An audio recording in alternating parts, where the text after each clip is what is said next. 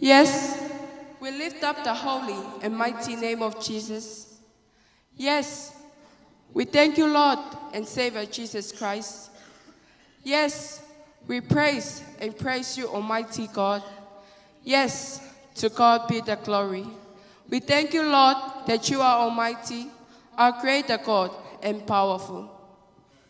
Koloti vai puluia, matapule lahi ayako. Koini be ai taimi. Ni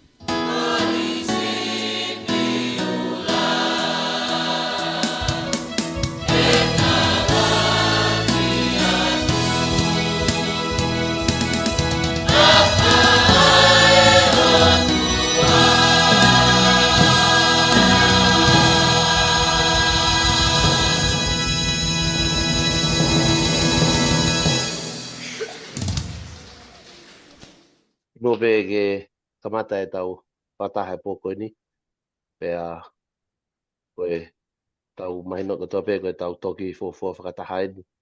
I he platform koe ni. Pea kou loto pe ke ki mo pe ke whakataha. Kamata e tau whakataha. Tu pe ke u taki mo atu I he loto. Ke tau loto.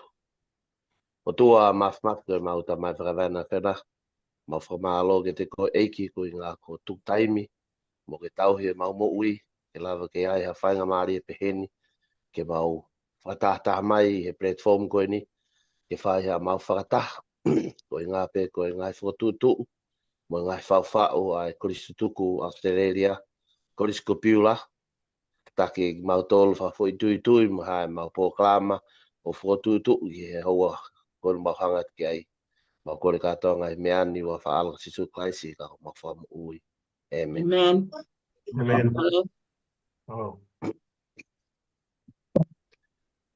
Kou ki mo peke kamata e tau whakataha, kou kore whamore at pe ke atu pehene e whawhongai atu ai Palestini, ai Korisutuku Australia, Korisutuku Piula Australia, Sone Haviri, oku kai ke lava mai ke whakataha he poni, pea kou lau whainga maari ai ke u toa whainga maari koe ni ke whawhongai atu ai kau Korisutuku toa pe, o Korisutuku Piula.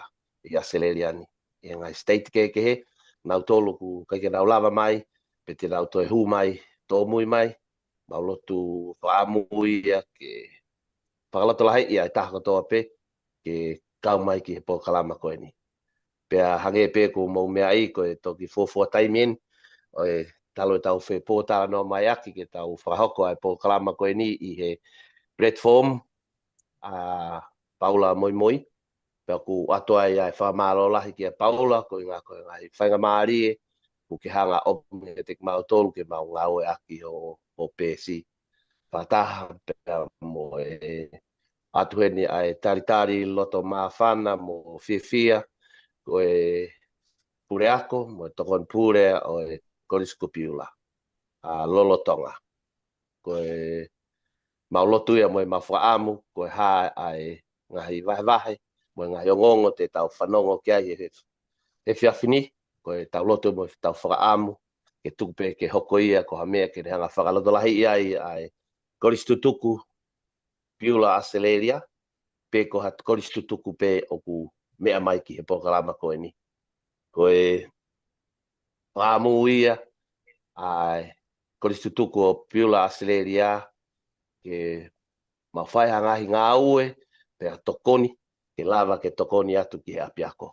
I kai ke whakata I he tokoni whakalau maari e, kai tau te whito ke tokoni whakata mai, koe mau lotu ia, moi mau whaamu, mo tolu kau mahe pongpongi, he whiawhini, tuku pe ke tau kau whakataha, ke tau whe poupou aki, I he pokalama, o hanga ke tau hanga ke ai he whiawhini.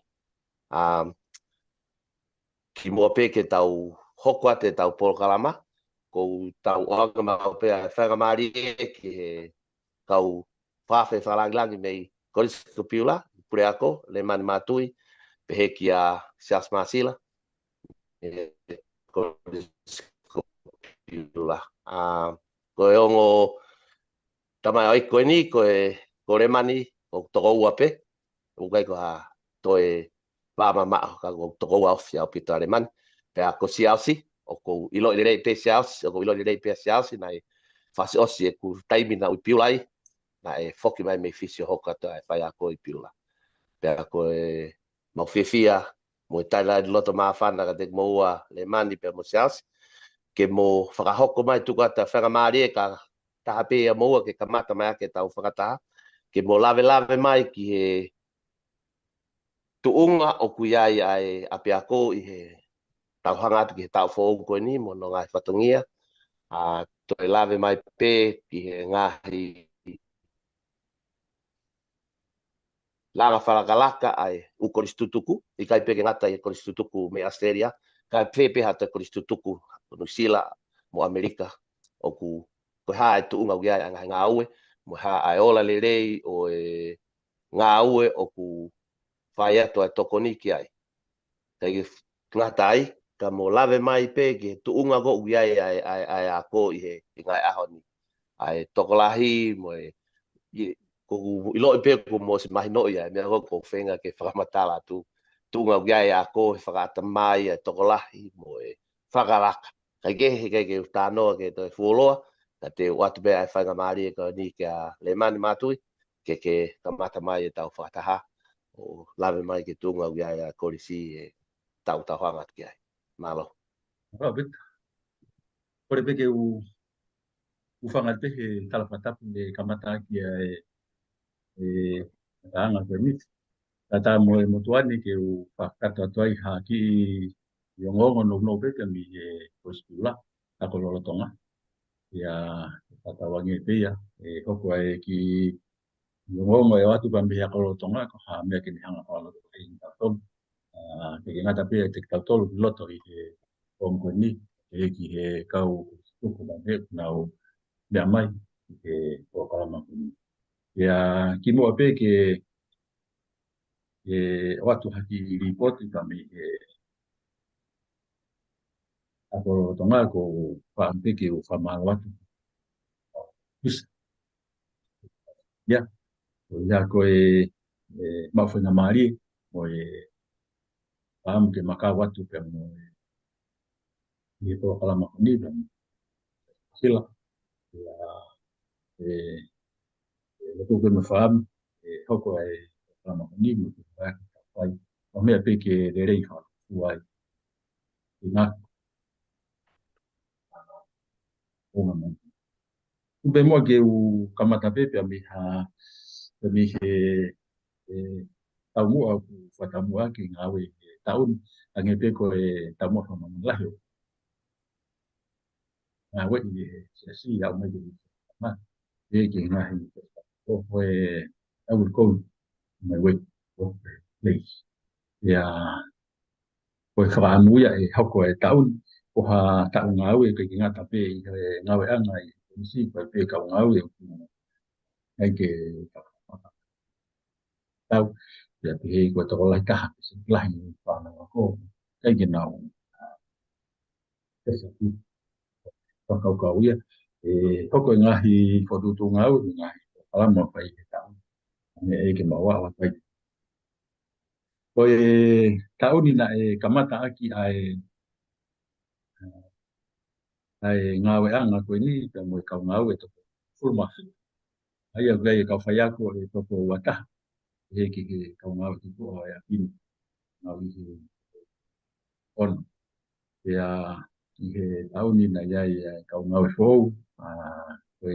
fa ya fa si kau ai polisi ko tahapen fata panatama polisi o se te mi heni from 7 i wano wano tahiwa lawa ato whahapunga whakata whinga ko i ia ko kutoni tau ni kone osi mai ia kone hoko ko he pe ki he ongo whaiaka fōu e to fōua na kau fōu mai ko whanau tama pia e polisi piula osi me heni from 7 whakata pe ki he polisi whaiako tau ni kuna kau mai no lere i puka na weri te koe amana ki ia he hoko pehea taipe ai hono teu e whanau e lawa ke nau alwatu o whai e whinga te na whoki mai pe aunga ki hako roto ia ulawe ki he tokolahi koe ai whanau ako ai a koe au mai ki he ni oku i he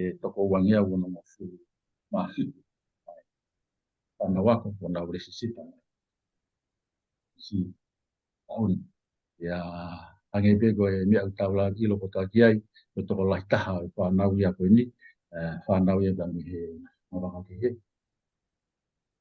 mai na fa nau ko tau ki fa malo pe ki au tua e ka e tanga fa lo toa ai ma tu ko ni nau o mai e fa nau ki he polisi ya ki ta wa tua ia po po ki ke ting nau tol on tu ko mala e lai taha ni ngai fa ngeri o no ia ko ya penga marien da ko tol anga yo a watu ai no ne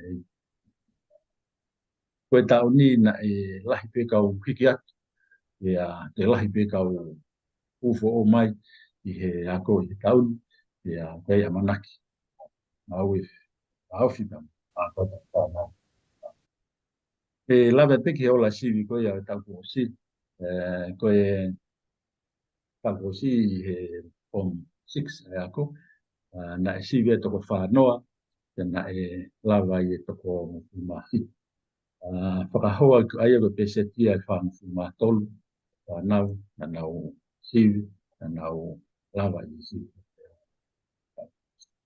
he whahoa wiki he wanoa woa na e sive pe toko whanoa toko ono pe na lava i he wanoa woa sive pe mon ia ko pe se pe ta ni ma na to ai malo pe ki otua e nia e kaunga au e apini pe ki wanoa ko ia lava i o alhake ai pe se lava ko ia whanau dan pe se pe Sia waki he from 7 ai na e sivia e toko ufu mata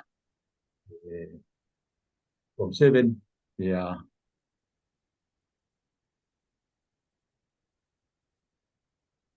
Mau disconnect me matama. Ako ne lawa ke form 7 ni na toko walu na lava he wanoa woa me toko wanoa pe ko tau ko osi ko toko walu pe moia ka ko na toko wataha ai form 7 ni ko tau ko osi. Puma kusas. Ia. Koe whanau ako ko koe i he taimini toko uangia uano fitu. A kau ki whoki pe mua ki he ola e sivi he mawhoi tau e ua hoko kane toki osi. Ua uana e pesete tahanima ai fomu ono ka pesete whātolu ai ka hiki hako o whātolu i he tau hosi. Koe fomu fitu na e sive toko ua taha. Pea rawa e toko hiwa ai koe pesete whātolu ka whānoa ai wāwhe ua. Ai kone ki whanau no upe, koe fomu ono na hiki maolunga me pesete tahanima ke whātolu. Kai kei i lalo pe wha i he ni manoa. Koe fomu fitu na e whānoa e ua, pesete whānoa ala ko whātolu. A tau tok tala noa pe ki ola o e sivi ko ia, kai wheke to e ia ha sivi e fomu ni ma. Koe sivi pe ua i he taimini ko e ono mo e fitu. E kamata aki pe mau ai ta uni wike uruaki e mau ki wike whakakea ke whakalau maari e. Pe ana e pai pe e mau whai whekau ai ki wike ko ia. Pe koe wike hono ua na e whiria i e mau kau matapure. Toko taha ono te imini e kau matapure ko mau sāpate mawahi e ahoni. Koe taulahi eni. Taulahi eni ai toki whai eni malanga taha. Malanga taha, whakataha ai ako alu mo e ako nofu mau. O whai he tangata aiki Palestini e mau sāpate i ahoni. Pea hiri, pea whakanofo ai kau matapure. I e mau malanga i ahoni. Koe matapure lahi, koe ki tahine ko mi mosa Ramsey, i ofepine o wasi mo Alani Ramsey me i waini. Pea koe matapure lahi lewa e tamai ki tangata, koe ki tama ko Christopher Pasi.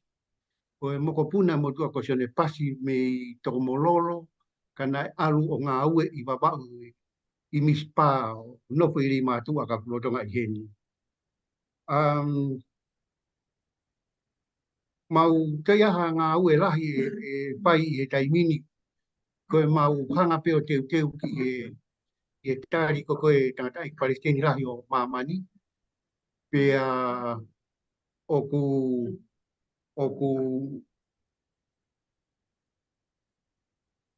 polokalama ko toa pe pai he taimini mau hanga e mau whai whekau ka mata i he pongpongini o lere e mau wako tohi tapu ma ai ngau tolu kou koe ke siasi aho pitu ko te wia ki he pai e mau maranga pai evangelio i he ime ki he hao ko ni ko koe ai tangata e ki Palestini. Koe ki ongo no pe o ku o atu pe mi he korispiula. Hange pe koe lawe ai pule ako ane nai o ku koko ua ai ongo pai ako o ku te ki a pitu. Ko ku ngā ue ko koe i he tauni ko ku aro to e tokoni tau hi ai tamai tangata i pare mohe. Pe koe mea maari o ku hoko he tauni o ku toko lahi ange ka wako nofu mao fo o uia i ako nofu mao motu a me tau ku osi. Pe au hange ka o ku toi pehe pe me pare mohe o e tamai ki pefine. O ku toko lahi ange tamai ku o i he tamai ki motu a. Koe mea ia ko nofo whakatoa ngā i he taimini. Koe pare mohe tamai tangata aku i he toko pāua. Ai ako noho mau kakato. Koe tamai ki pefine, koe taimi ki osi nā kure kohoti ai tamai ki pefine koe ono fitu, kai hange ku nā uofi i he walu ngofuru he taimini. Ai koe ako noho mau whakakatoa o ku i he te au tupu hipi. Koe ta au pe ia kua ngā whakatoa ngai ai whiri ai mātu ai taimini ako alumo e ako noho mau. Ai koe tū koe taimini o toko lahi ange ai anga ai ako noho mau, ako aluia i ako noho mau. Koe iai pe whoke tūtū nia ai ako koe form 5 ke form 5. Pe koe ai koe ke whakamalohi i, koe holongui pe kakai o huia ke ua piako ko koe wako alu. Ku hiki ake whoki ai government grant. Tokoni ai pure anga i he tauni o paanga e tahape ke foi unu. Koe tau ko o sina i fitu ngeau, ana hiki hake taimini o paanga e tahape.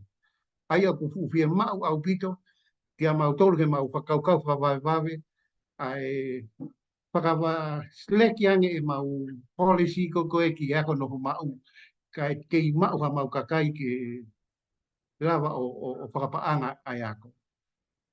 Ia haki ta whaaki ko uhanga o whakatoanga i lelei au pito e ne tokoni ki he ako i he tauni. Koe mau tokotaha whāma mea me e ua kata mako ofa wakapuna. O whainga taa ngā we. Koe toko mahalo i lelei pe e whāhina. Koe o ia ki uta taimini, koe whakahoria. Koe whankita mai ki ia, koe mea ko koe nai whai he taimi ko koe na mo wako ai heni. Koe o atu pe ai o tu e ua pe whoki mai. Koe ai koe o tu e taha no tanu e kumara. O ku ai e aho tōru pe tau tau e ki reka ki osia ai o tu. Pe ku, ka neongo ia. O ku, ko mau ki se niti o ku mau mai whaka aho mā ke ti o ku oksai. Pe mau ka mata mai i he tauni o ku lele mai o pito e ki. Mea ko tō pe ke taimini, o kai ke te whakaukau o ke utata ki mea ka se ria mu Nusila mu Amerika. Koe mā keti koe ni koe i hala sai au vitu. Ai tāna ki se ni tia. O ku ripoti mai he pure a kō kia au wa he wike tō pe tō ruape whaape. O ku mao pe ia mi hala. Pe ka koe whainga taa. O ku kai ke kei mau e mau tō luia ai leipa fōsi ke reo a ke whai ake ngā ue me uta.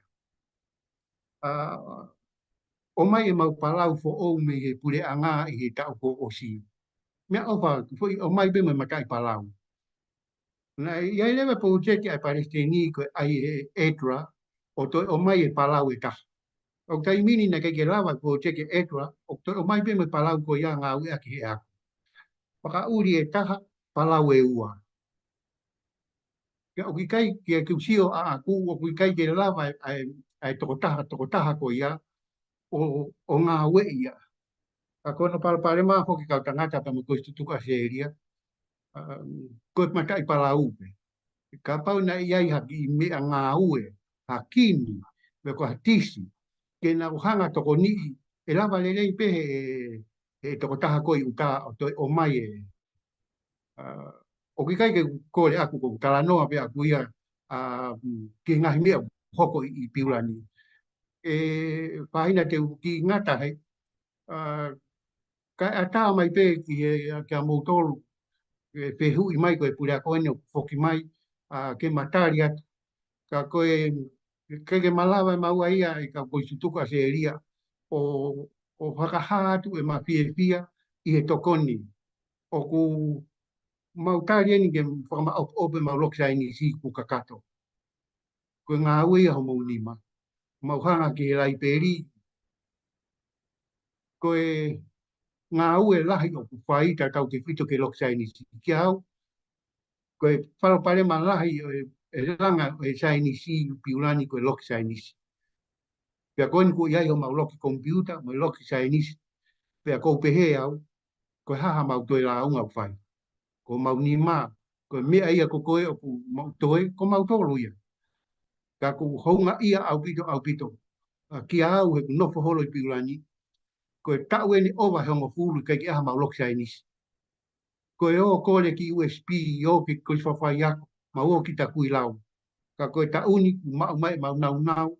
Nengo pe u teki ke mau whakahoko kakato ke kakato ngā ue. Ka koe mahalo koe wike ua, wike tolu, mau o si hū kakato ke loki Chinese, ka koe whakamalo atu.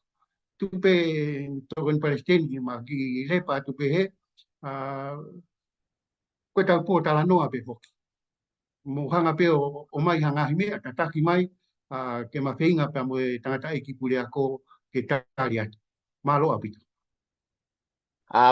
Malo apito sials pe ke alemani ai mawongongo me kolisi lolotonga.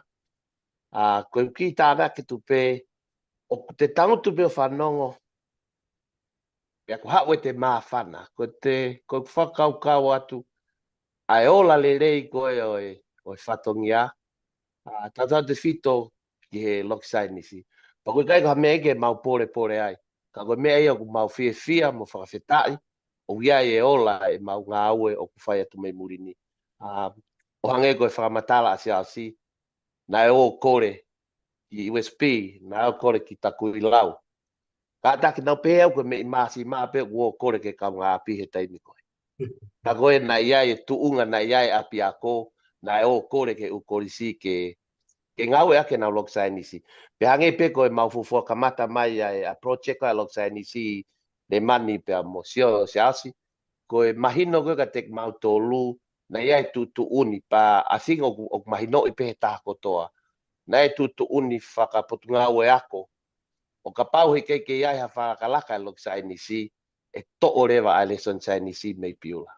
Na koe te fito pe ia na mau ngā ue ka lau ke mau pore ka ku mau whakaftae na kau e o tua i ngai whenga ko ia pea o kua pena whakalotola ki ngai koristituko a beo mau whanongo mai ko ngā ue ta whanongo ko toa pe na e o kore ki takui lau na e o kore ki USB ka ko mea whawhiewhia ko te sio atu ki he ngā ue o ku lava pe whanau ako ke nā uhohu pe me loki ako ki loki sainisi e koutu i pe koe taimi koe na e wako kore na e whai ai alu mea lere na ia e whakamore ki he perisini mo ngai whakamore ke ka kulava rewa i he hoko tonu pe ia ho tau loksai nisi koe hangai mei ke te o ku seivia ngai whakamore ko ia malo apito sias le mani e whakahoko hongongo mei apiako o ku mau pore e koe mau he fonuani mo mau ilo le rei mo kovi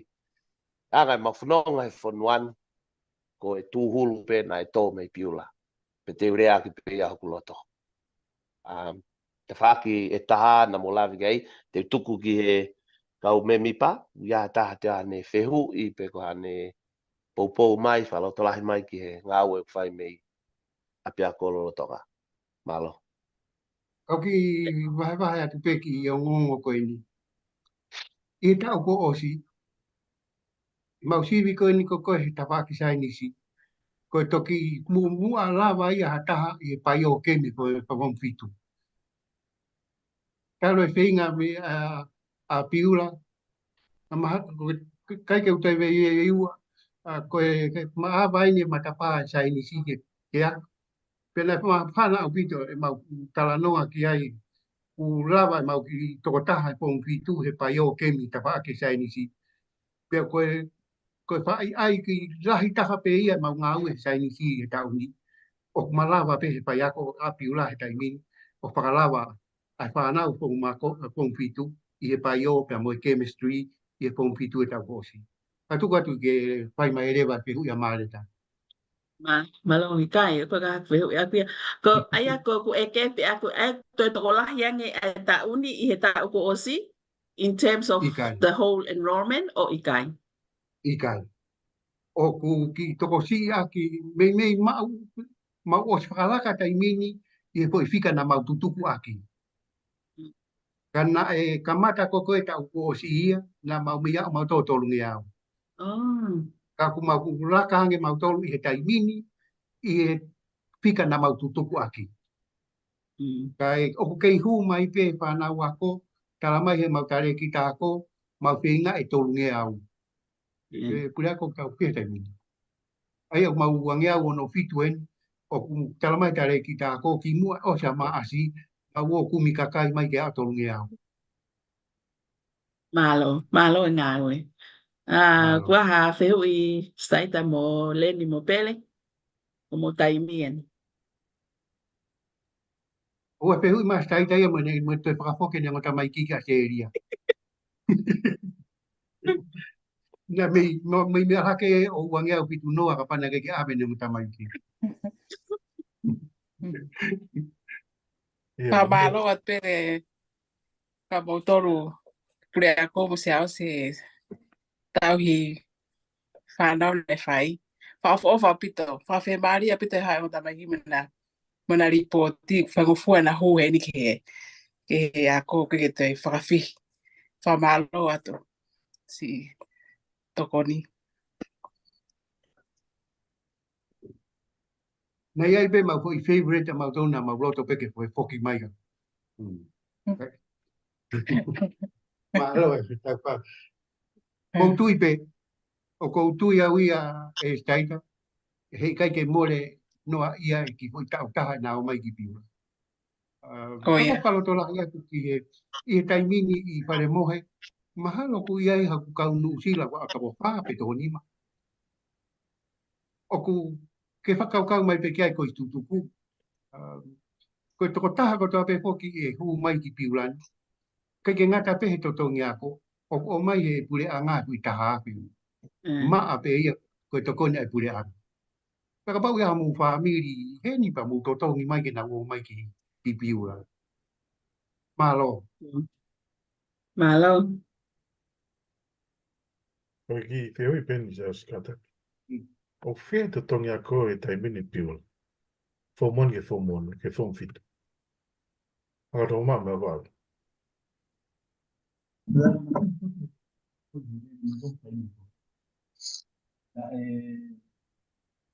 Le mai ke le lahi. Le man. Kai ko tau kosi ko tau atu. Tau kosi na mauriri wai to tongi ako ko ngā dai to ki hiki ke to tongi ako ki alo. Kai ki ngata pe I he hiki ko to tongi ako kana yanga mahini na ki hiki pe to tongi ako ai panawa ko ai kai ngalotu. Na mihi to tongi ako ai atasias. Ko tau kosi na ke te pama wai wai pe. Dai to tongi peta.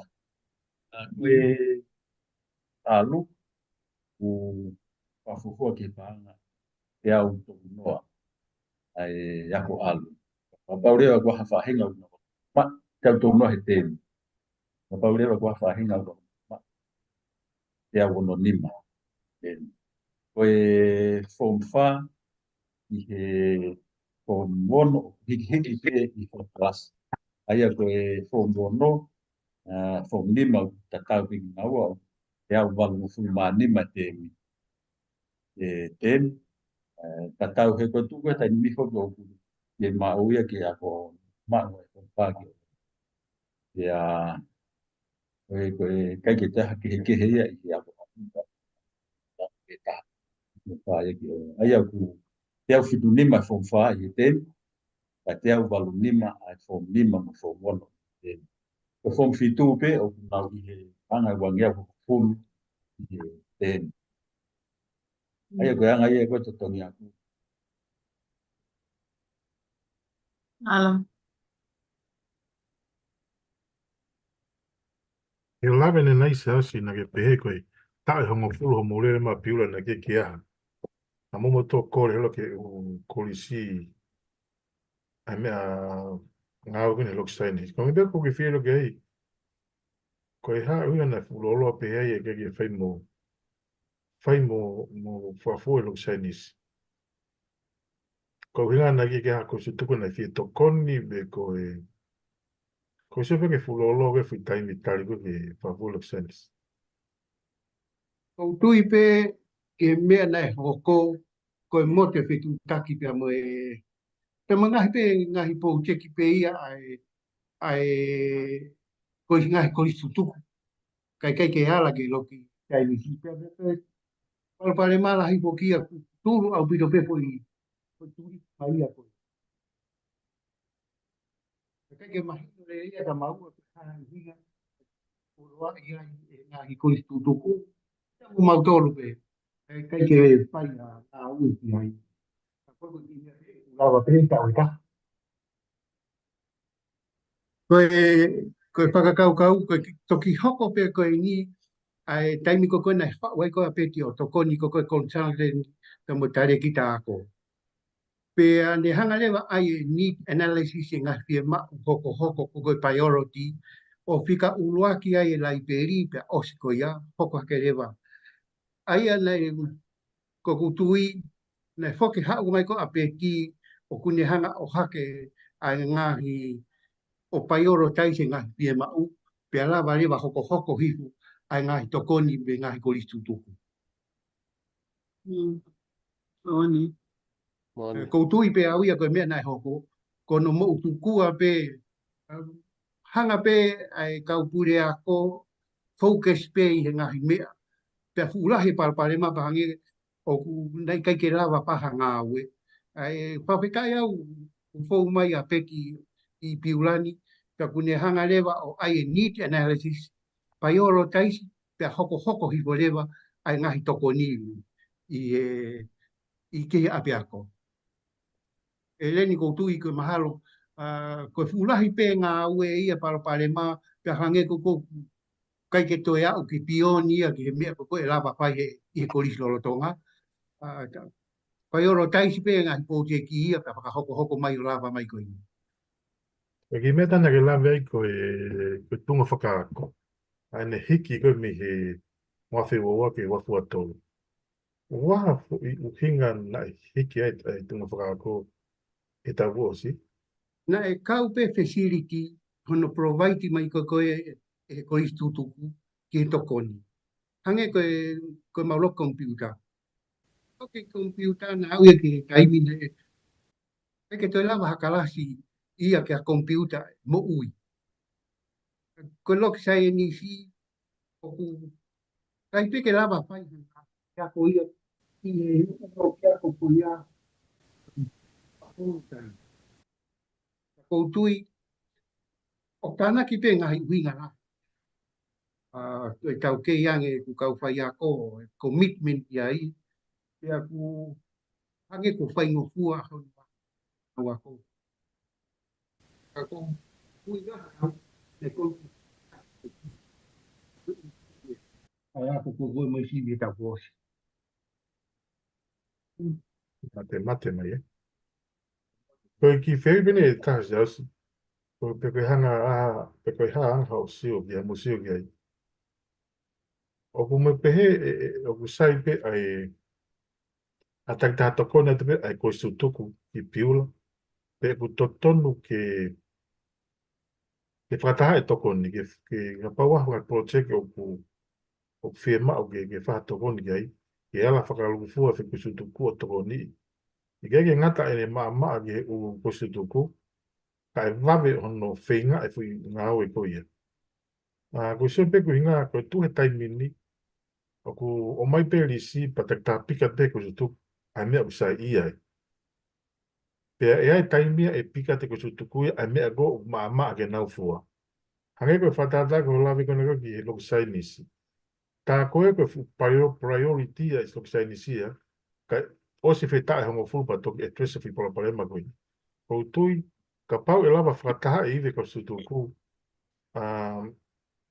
Ke taimi ko hao e fui fia mao kuia e lava toko ni pe ke whaingo fu he ala whakataha ko sutuku. Anga pe u whakau ku sia ki he na te aha case pe na mu au area fu fia mao toko ni gai pe a whangatai ha ko sutuku e na teki pa keke nanga teki fi mea koe. Anga pe u whakau koe ha hao lau ye.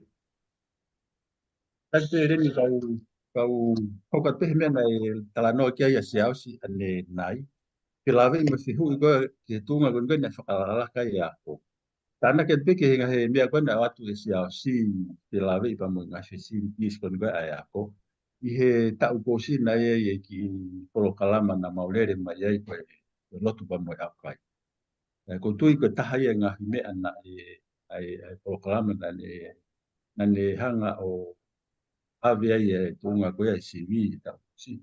Na kai peke ngata i he ene whakalakalaka i pese te kaulawa. Ka koe tunga whakafo i re soni i he lava koe ngā whi re soni. Na e ai whakalakalaka. E na ia i ngahi re soni na ia i whanau na nau.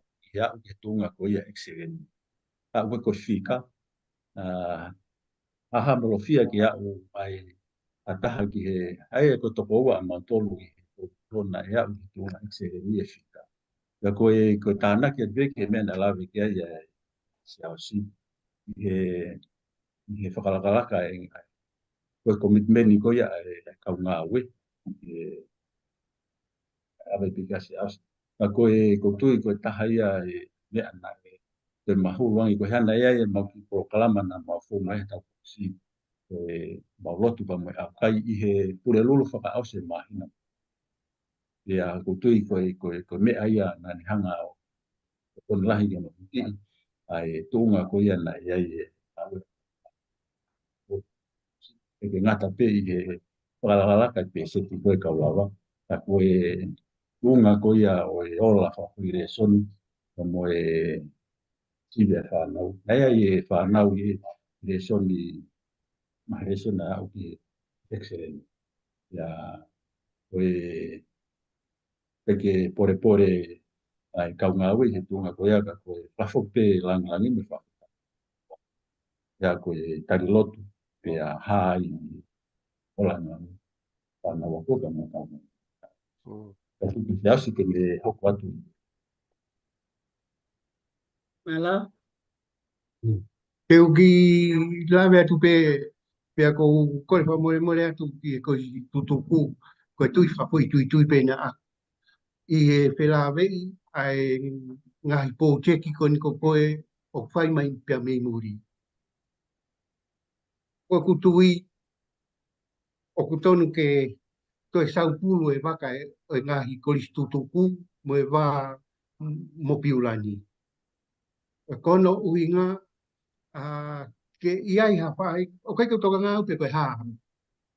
Ko toka ngā pe aku ke iai e po i laini pe taha o ku mau fōu atu ai o au atu ka mau tolu, ka mau fōu mai ai, i he taimini o kai ke usio o ku iaha po i sisteme taha tau ngā ue aku. Pea ko kore pe aku ia, ka pau e lava ke tau hanga o agree tau whelotoi kia ki po i sisteme e taha. Ko e ke mau fōu i whi e mau kore. Ko nuusila poki o mau kore mau tolu ke koris tutuku ki nuusila. Pea o mai e se ni ti, pea mau ripoti atu whakafou he koris tutuku. Ko Australia pea mo Amerika, alu hanga tonu atu, pea whakapaanga hanga tonu mai. Ko kore pea kuia na, ko hape mea koe te tau pelotu. Ko mea maari ko whamalo o tau tala noa. Ka tau hanga kini a ngeha ki hala, e taha pe fōu ngā ke mau fōu wai, mau mai se ni ti ko hai mau ripoti ki ai, ka koutu pe koe mea pe whai ngofua. Mahalo ko tari a ren. Ia koe mea maunga ke lawe ki ai pana e tau stano foi pi tonga mate tau gosi. Ia koe whakakaukau e lau e lava ia. E lava ia ko tū kona whateke no sia tai miten lava ia o solo vai ngahi ai mea lahi e whakangālu. Ko whikonga, whinenu toi ke whilotoi kia koe sutuku.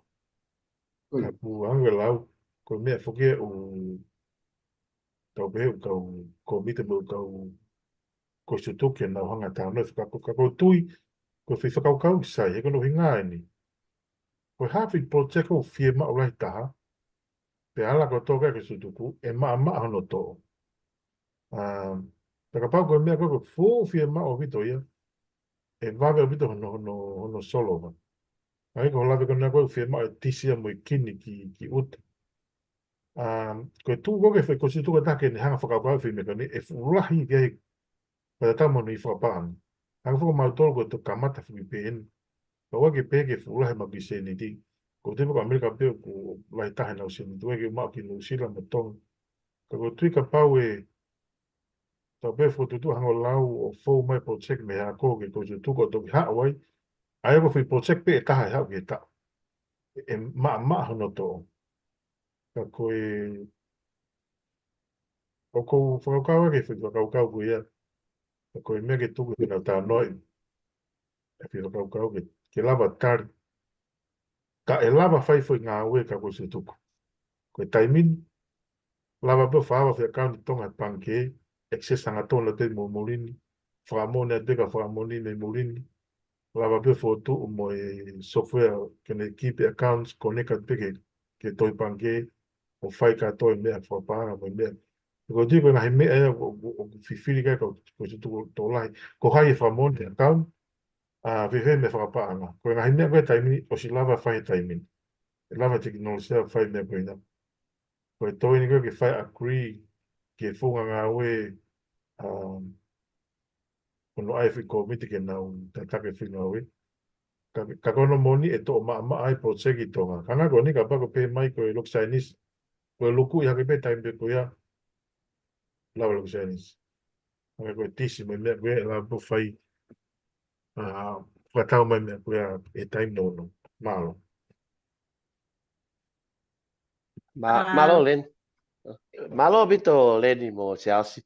O ku takotu pe o whanongo, o ku whakawhiwhia, o ia e mahino, pea e se asi mo le mani, ko mautolu konia se ani, I only speak for myself, koe mautoki si hao pēni, o kamata mai, pou mai, ai koritutuku, pa o ku ikai ke te au, I mean, we don't have enough experience ke ngā ue aki. Ka koe lere koni whai talo e mahu mai o ke te au mawako pe a whaunga ngā ue i taimita tau pe o mau whenga i ke whakahauko ngā ue. Pea koe mea whakawhiwhian ke te au se ausi mo le mani te peke kau me mi pā. Koe kau mai ai ngō ale mani mo se ausi. Ui ngā tau tala noa hanga tonu mo ki nau tolu ko nau sio tonu i he ngā ue kou whie mau. Pea nge koe lawe se ase nai koe hume ko apeti, koe mau hu mai ko apeti. Pena o mai pe pete ai lisi of what prioritize ke ai. Ka hanga lau areni, na e piki pe e u koristutuku ke he ai mea koe te nau ai. Foki ke lau se au sikton pe ke ai ha foi sistemi e taha, ha whaunga e taha ke tau alu ko toa ai. Pea koe mea whakawhiwhia, na popo pia me kamata tala hau ke whakakau mai a korisi lolo tonga. Ha whofonga me korisi lolo tonga. O mea e whakaukau koe ni, te wata whi scenario, me eifikon a korisi. Na e ala ma Amerika, ala as New Zealand, ala mo Australian. Ko whakamorena e lahi, ka nei kai ke lahi ia, uinga na whakaluku fua, katoa u koristutuku. E hanga koe lauga ale ni koe sistemi au tonu ke tau pōpō tāna ke tau hau ki loto, koe hae whie mau, bahu inga taha koe korisi, tau ala whakataha ki ai. Ko whatata be hanga koe beif koe korisi. Pea mea whakawhiwhia, koe mau sio atu, na kai ke fufuoloa e mau whetū take aki, mo e kau koristutuku i Aseliani, tā mai e whaiwhakau whine te aupa, koe whakahoko mai. Pena hau ia i tua au koe koha mea whakakoristutuku. na ha o be ko mea ka wifi kolistu tuku ka wa fia na o si ko foi nga we mo tokoni na whakarea pe ko mea kolistu tuku ta ko fonga ton ge tau he whakau ge tau whewhenga mai ki ai ko hae whi mao ko a kolisi ta wala whakataha a kolistu tuku me Amerika no Sila ka ge ngata ne tongo fua ka ko vave taha mo whakahoko ngā we ko mea oku ko mea i o whi bau pe ango la gona ta whaaki whaama te ki lave atu gai se ausi o os mahino pe ta wake fa ko to tangata ko nga ni se ausi o ko ge tatau ia mo to tangata ko na tau ia e na ta ia ko tau tu ai va para lafa ke ngaue ke unu ki mua ka lava ngaue pe na ayo ki kinis ko to tangata ko nga ho ni o tap o kuliliu ke o te ala te ta hatota kana ke ta ake ta ofa na ta ake ofa ko me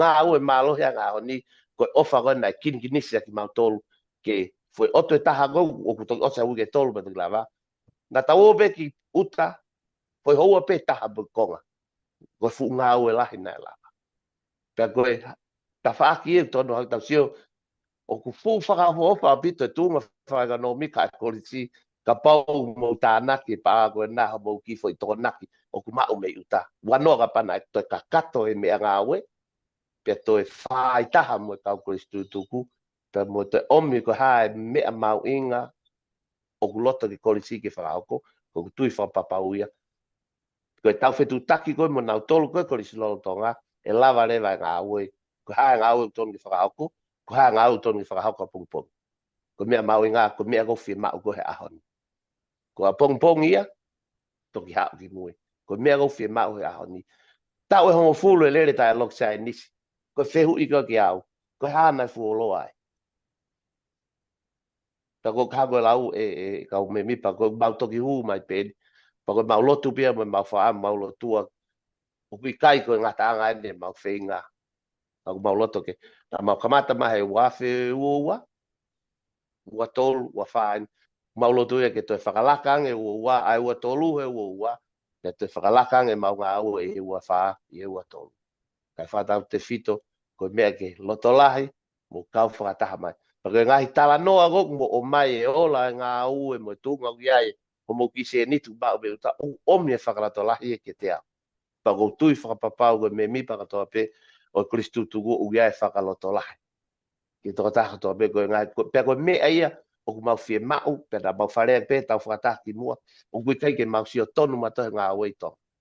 Ko mau tolu ia ko whai le atu pe kau kai ke mau sio tonu. Pa ko fia e fia fidi se asi mo le man ko ngā mau whanongo hanga tonu ke ola ngā we ko ngā koe kakai ko ngā sio tonu mo ngā tuu tonu i ngā we ko mea mau fia malo Malo. Ke ki I hoa tai lewa wha malo at ke se au si pepe mo le mani he tari ki whakatangi ke mo kau mai I he tau urua ki polokalama ai koristu tuku piula astereria ke nau whanongo mai ki he ongo ki he tau koristu tuku ki he tau koristu lolotonga. Koe whaunga whakon ko o mau ngawe aki aen ko mau whoko I a peti. Aen na e whakahama I peti ko u project pa koe mau rakamata ko he loksaini si pe mau au ke lai peri. Koe o ke mo pehe koe whaunga ia o ko sai ke tau whowai ae ko mo fie mau pe mo whetu utaki. Aia he ku hange ko nau mau koe whaunga na hau ko me he komiti koe ai a kope koe. Ala ve ia we tala no areni fie ma we ke ka whataha mo e kolisu tuku anu usila mo Amerika. Ka ko uhinga pia kuia ko ke whaunga kon ko o kumau ngā we aki. Ko whaunga na ia o ku totonu ko ke mau whai pe totonu ke mau whetu utaki ke hatoi toko taha kehe. O ku ha mola ko hinga ke tau whetau laki. Ko hinga ke he mau he ko pehea ko whaunga ko mau ilo iai. Ko ai fie ma ko ai kolisu lolo tonga. Ain kon ko mau whai ko huat ko ia peti he ko peti ko tau education director ia ko i tonga. Ha molau. Ko e whaunga no tuton ke mau follow wai pe tuton ke mau almata to e whaunga ke. O tari nou be ki ai mareta. Whaunga lele I pe halawa hanga au ke whai. If things can be done Pea pai. Ko mau ai ia. Ko hapai pe ni ma. Ko pe ho mo unga mo kari ke mo pai ai. Pea lawa ngā aue. Pe maria pe mau ai kia. Malo. Ka ia kai ka kau. Mahalo pe tu sai. Ka pau e taha i kau pai punga. Pia lahi au i ka.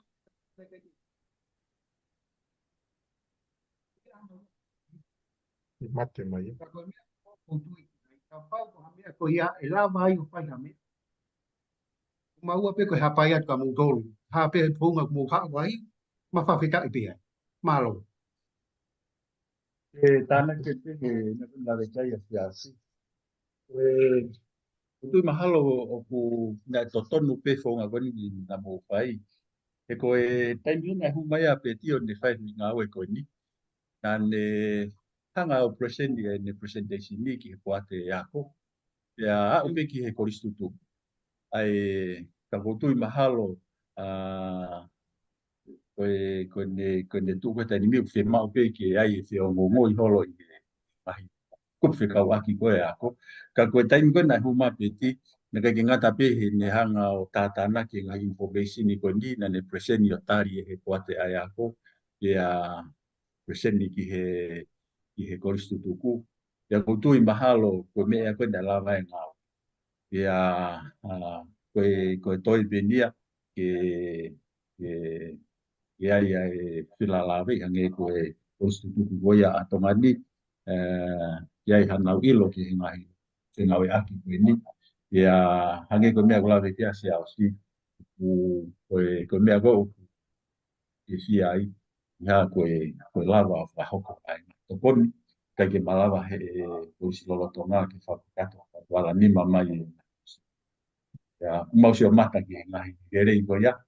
Ia utui hange koe loksa emisi. Wawe ni peha taimi ia o mai ai e ngahi. E pire pa moisea. Ia lava whakakato. Ngawe aki e he. Ako tui mahalo ko whaunga nai hu mai ake peti. Na whaunga re rei ke ku tausi o mata.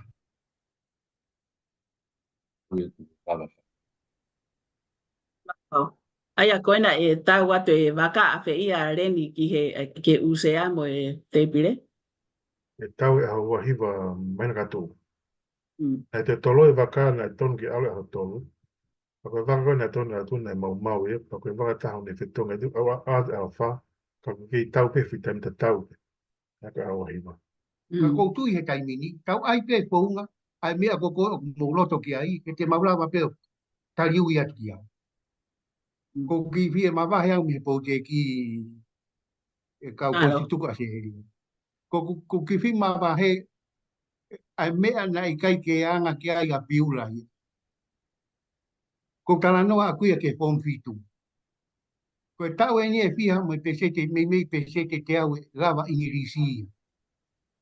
Ko tau ko sina tope mau toko taha. Me toko ua taha. Ka o mai lewa ka te mau tolu a iwi lahi.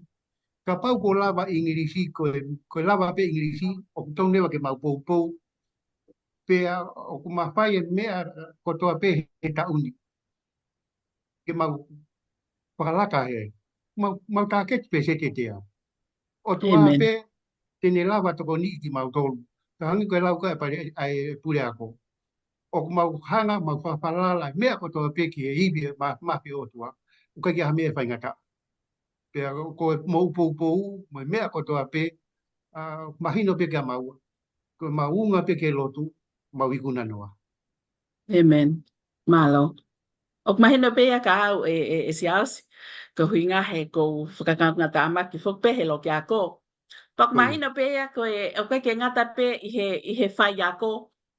Pe a moi hape koe. Ka pau pe whuk ke o mai moi tamai ki ako ko na matei te hona wa tamai ke na tari me ko ia. Pe a ta o si ilo pe ta tolu ia ko alue.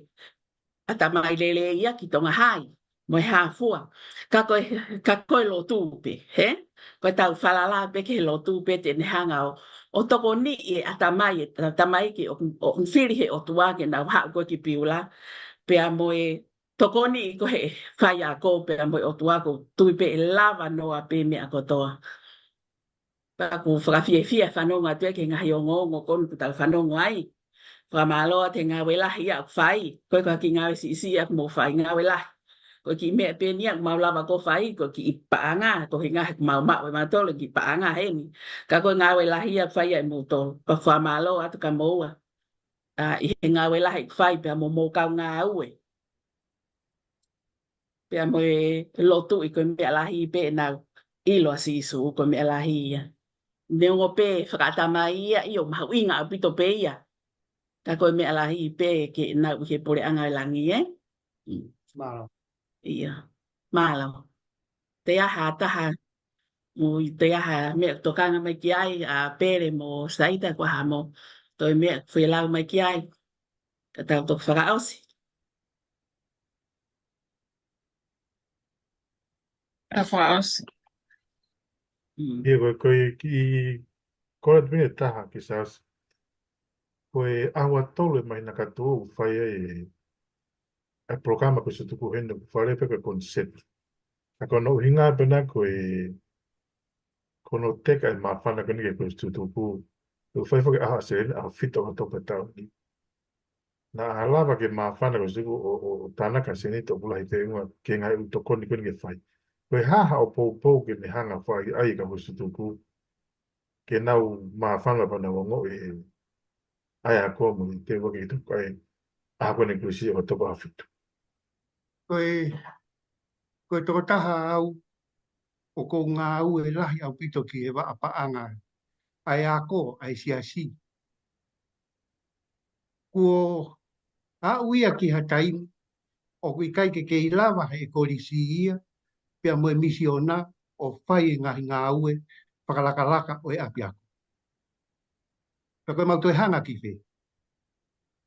Ko au, koe hanga pe ai ni maa kore ke koe stutuku. Ia e ngahi whakakaukau ko o mai ke tonu ke whakahingo haa piula koe apiako e koe stutuku. Ka koe mea pe ia o koutui, te tau whakaosi a ki pe ai ngā au e koe ni, a ke loto whi laulau. Loto off. Ki he apiako na e fou mai. Pea koutui au ia, te urea pe maa. Koe ku kei ngā au e pe he ni, koe uhi koe kei loto. Kai kei aha paanga, kai kei aha ku se niti. Ka ku kei lawa pe o ngā au e. Pea koutui au, koe loto ia kei whai mai ake tau ngā au e ke whakaosi ake. Pea e pehe mai he koe stutuku, e ngata peho ko re masira, e toki ngata pehe haere mai a tau e. Amen. E whai aki pe tau ngā ue, e tau loto ofa mai whi lau lau. Pange pe koe tala ai Samaritania ngare rei ki he innkeeper. Teu alu, pa teu toki foki mai, o to tongi whaka foki atu ka pau iaha mo ua. Kau koe stutuku, tau whai pe tau ngā ue.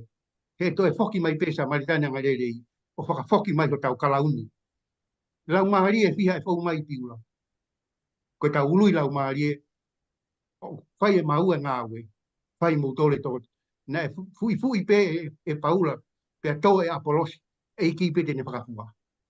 Ia me te whakaloto la, pe lau lau pe. E whakafaunga ati e tau ofa, pe moe tokoni, i he hala na tau fōu ai. Mā roko, ko tuku atu. Ai whakakaukau ko ia, ke koristu tuku ko toa pe, i he tapa, e whanongo mai ke wiki o e piat koini. Tua whatu. Malo. Oh, malo. Tahina, tau whaosi ane. Whakamalo lahi au pito e kau komiti pe ke korisutuku toa pe kuna whanonga mai. Pea ko whamalo lahi koe o ngō tamai o eiki mei tonga. Koe na kau mai e tau whataha fiaf koe ni. Te uki whakaluk fua pe e tau whakataha e fiaf ni. O omi e whakaukau koe ni. O kulavi dai lavi kia se koe whakalaka. Koe hae mea e whakalaka ai. Ai tuunga ai korisiko piula.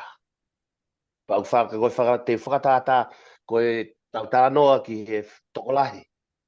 O e whanau ako, whalakalaka. Uiai e ngai uhinga, mo ngai te fito e lava ke whalakalaka e whanau. Te tala noa mo e toenga o e kau me mipa, mo ka ko tutuku he mau ngai whakata whakamahina. Ko e whakalaka e tolahi whanau te whakakau mai ki ai, ko school fees. Tau hau rewa ke whakalaka, whakaata mai, ko lerei ange koe peseti koe o e kau CV, e whakate fito ia i he mea ngāwe. Ai e koe kau whai ako, ko e mea ngāwe, ko e mea au whai ake ngāwe, ta whatata kompiuta, ko whakatata to ton ta hapen ko e lok sainisi. Pea koe whakalaka ko mea ke tō i e tau mo ui, he kou whakau kau, ko hae whehu ia ke fo irea ko ia ko hae whakalakalaka, ko hae e mea e whakalakalaka i e koriskopiula. Pea ku lahi o no kai uhinga, ko mea te epu e whakate fito i a kita koristutuku e te whai whei laulau. Pea kui kai ko mea ke whakamalohi, ko hae pe e ongo hotoloto, ko mea i e whakalakalaka i a koriskopiula. Whakaosia ki pēni siasi mo le mani ho mo ihena, na e te uki lavet pe ki ai patautunga. Na e taimika na e toa koe COVID, na e palani pe e au ke toneiti ki api a koe ai pāreti o e senatoisa. Pea liweri na tau whakataha pe, pea na uhakea e mea koe ni. Pea neongo ko pasi, ka kou ilo koe tawhaaki koe o hai chini, mo uile rei, koe taha pe ia o ngahi moto e api ako. Pea te utalato e rewa e le mani, mo siausi, ku osi, koe mea fwoi pāreti e wha, o ku whakaheka atu he waka ha hulu aki o maasi. E tau atu ki tongana i he whakaofi e wiki e whakaosi o maasi. Ko te utoki hanga o atu ai receipt, ai invoice, ke moto ki o piki up. Ko e pāreti koe ni kungi ai ka sanitizer, ko e poro, pump poro, pea mo e aerosol cans. Ko e aerosol cans o ku ngawe aki ko no spray a surface. Peke toki white, it's all to do with sanitizing. Ko e products pene api ngawe go ko ngawe ai pana nau donate mai ki au. Kana e fu fe mo kina be ba ke lava ta fa paanga ki whakaheka. Pero I finally done last week. Te toki riri ate invoice ko foi parete na fa. Pa ko kore tu pe mo toki hanga pe o vahe he u ako ai si is the most surprise o okulahi ko foi parete fa ai u ko whaki puha o ku taki foi hina e ono, taki foi hina taki foi spray cans e ono i foi parete fa ko e fa ke foi parete ua pump bottles, taki foi parete ua ko aerosol cans. Pa ko whambe se asi mo le mani mo toki tufa tupe a pia ko si fa wata ki puha ki mispa pea tau te fito tufa pe ngai siasi ke ave o tukata ngai foi hina he nau whalelo tu nau whanofano nau ni maki mua ke nau huk whalo tu a koe u toilets u whawhe whatapu ngai mea pe he te mūlawa pe koe mo ilo pe taimuna toa COVID the sanitizer is a very important, is everywhere e kusi i murini na e feituko to pena te hu ai pau ke te sanitizer ni ta bo ka taki pe ko osi COVID o te ke osi COVID a seleria ka ko mea mahi ngā ko hygiene ko ai whanau ako au talu pe whakau i ke donate pe whai atu ka ko donate atu pe ko e whakafofoka i ko donate na ko ristu tuku piula seleria finally e heka tu e puha parete whago ni he waka a ho uraki o maasi tala noa mo e freight company e tau ki tonga i around the end of the March. Ka te toki liat pe le mani e invoice ke mo invoice number o pick up waki ai puha ai parete ko ia malo. O ko peki mo peke tau whaosi ka siausi pa mo le pe ka whaosi maa ka tau lotu. E tau po tala noa nai. Malo. Mua pe ke osi tau tala noa. Papaponga ia te tangata ki pure ako ma kau whataha i e whawhin. Ai whakamalo maolunga au pita. E koe uhi, koe malohi ange ho mani ma, koe whakataha koe ni. O ku ma whana ma wahe pe ke mata utu o whanong, o ia i kau poupou, kia ki maua pa mai ngā wei piura. Pea o ku hongo ke ma loto, pea loto lahi ai to e whatongia, ko ia ki whanau mako ke i pie loto to koni. Tau te white ma whakamoa malo ki he ngahi pāreki koe nā o te ke o se COVID ia. Te tau nofo tau tonu mo COVID ia lau ta. Ka koe to koni koe nā e whakalaka ai e maumu i rei, e whakalaka ai e ngahi api a kō katoa, pia mo ngahi siasi te maka kapa atu ki ai o atu ai mea ofa koe ni. Ka hono whakatoa, kia ki mau tolu mo kau, pia unau tolu te nā whanongo mai ke te piko ni. Ma whakamalo atu me takere o maloto. Ai taimi ko toa pe o kuala mai ai ko tutuku, toko ni ai api a kololo tonga. Ai tuku pe mua ke whakaosi, pai hata ulotu. O tua mafika ma tamai ofa e apiona. Whamalo ke te koe, ai ui ki mautoro ke mauhanga o teu i hakakai. Ke aonga ma ai pure anga, kai hulu hake ai pure anga ai o tua. E lelei ko whamalo ko ui, ko listutuku mi a se ria, pia mi tapa ko toa peo e mama koe ni na wala mai o toho ma whatongia, ma vai manawa, kai rawa ai e whatongia. Ko whi lau e o toho mi he kato e masiva, ka koe loto ia o ka kapa ke tokoni. Ka hanga mua whai tāpu e kinange e nau whinga, pia whakahawange e ngahi matapa, e koe awa e matapa, koe tape mai ai e monu ia, ma lawe monu ai pa mo kuri ako. Whai tāpu e kina e Palestini, pa mo kuri me mi pakotoa pe e kuri tutuku a Aseria. Whai tāpu e kina e puri ako, hanga atu ki ngahi ngā au e mahu inga o wiki ka hau, mau hapai ka ato hake peke a kiona. Tupea ke mau tutuku mo o wha. Ka koe keresi o tau e kiko si sukulaisi. O wha tau tamai pa mai whiohi e lau maari e maa ni oni. Ke kau ia mau tolu ka wana ahiri kai pai pio tai ngata. Amen. Amen. Malo.